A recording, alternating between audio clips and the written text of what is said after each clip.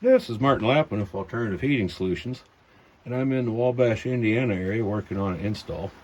And if you get to the Wabash area, it's actually pretty scenic for Indiana, especially if you can do 124 coming out of Peru. It's pretty twisty. It'd be a real blast on a bike, but it's actually even fun in the truck pulling the install trailer. But anyways, before you install, good idea to pressure check. And that's been holding 70 pounds for over half an hour, so we're going to call that good and get it in the basement. And I did have, on the boiler side, I had a leak I just couldn't find, and it was a stupid gland nut. Take the nut off, took the handle off, gave it like a 1/16 of a turn, and that's all it took, and it sealed right up.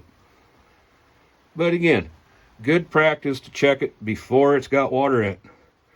A lot easier and a lot faster to fix a leak then. This has been Martin Lappin with Alternative Heating Solutions.